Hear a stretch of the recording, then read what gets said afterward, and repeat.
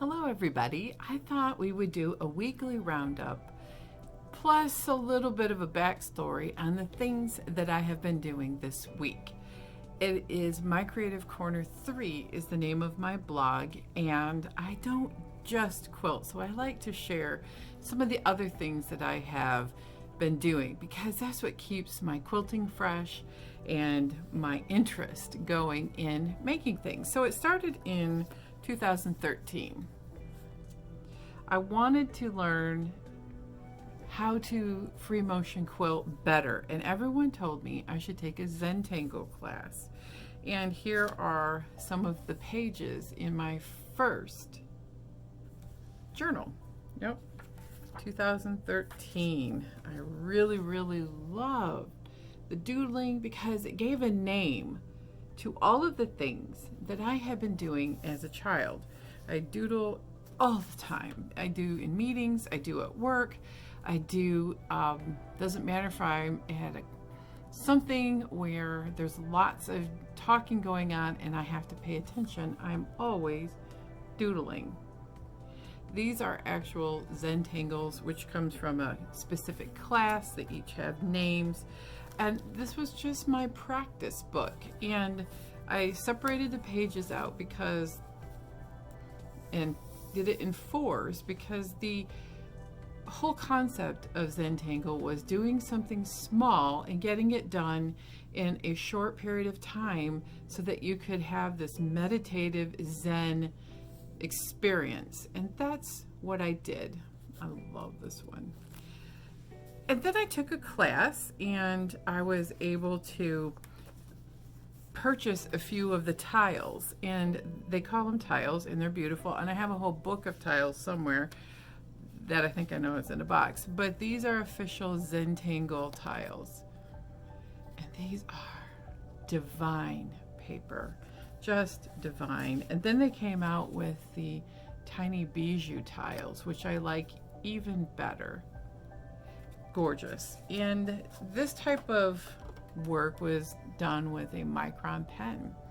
So I have filled a good chunk of this art journal up with doodles, true Zentangles, free motion quilting practice, and just ideas. That led me to I got another book, another art journal that I'm going to start using again. It's big though, and that kind of didn't go with the whole Zentangle because big takes a lot of time and multiple sessions. But then I started realizing I could do mandala styles. We call them mandala circles. And I needed the bigger pages for that. And let me find one of my favorites. I haven't done as many in this book. This one, oh, I really enjoy that. I did this in 2016, so I did have a little bit of improvement in my Zentangle in 3 years. And it's super fun to get these out and to look at them.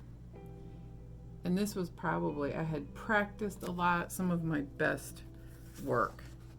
And that, I think, was the last one in this book. So I have a whole rest of this book is empty. I even tried doing, more of a word journal in 2019. I found this one. And then I just stopped. I found blogging to be much better than doing a written journal like this. But I was taking this wherever I went, and again, during meetings, I could write notes. It's a nice lined journal to practice some different doodles.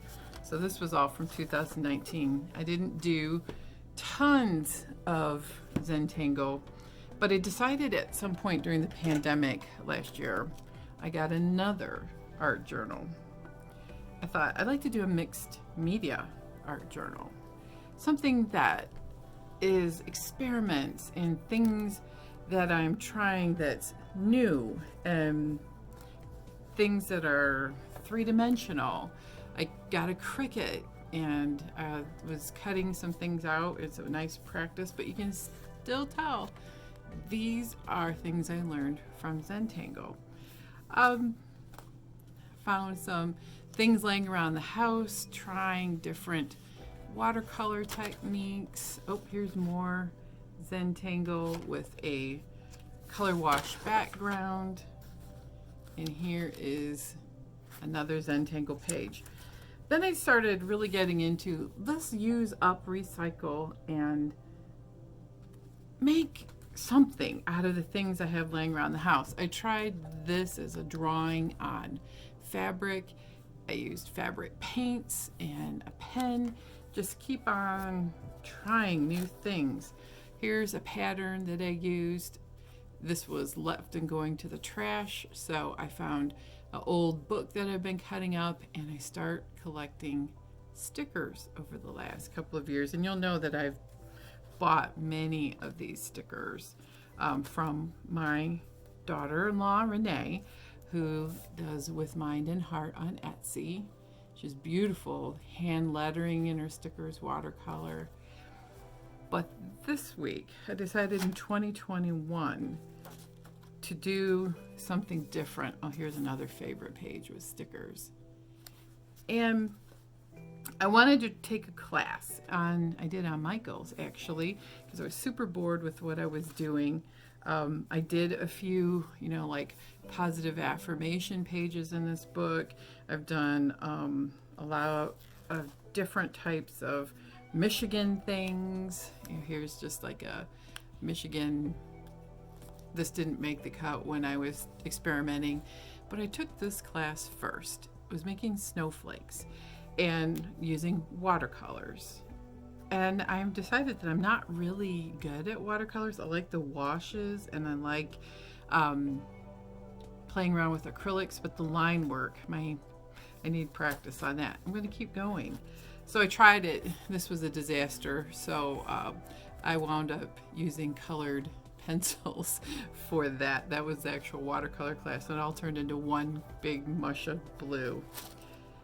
But this week I found something on Michaels was hand lettering day, and they did a class on hand lettering for everyone, and I absolutely loved that class.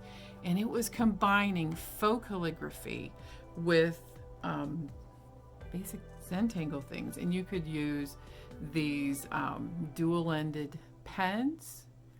You could even go so far as trying a brush stroke marker. This has a brush stroke. I'm not good at that. I decided I'm not so sure that I like that. But then I also have these other fun pens, like an IdentiPen, and I even bought these Bic Ultrafines. I still go back to my favorite is the Micron, and I really, really do like using these Fabrico pens, dual tipped.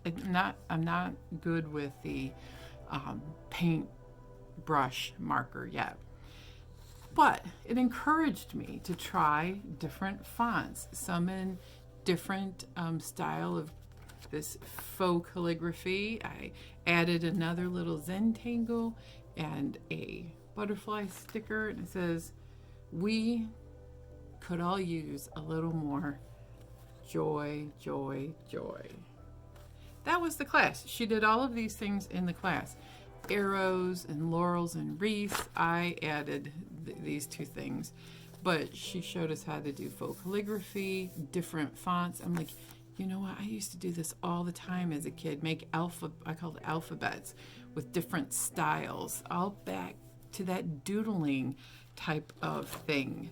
I also practiced different arrows that she enclosed in the handout with her class, and I did this with that green Fabrico dual-tipped marker.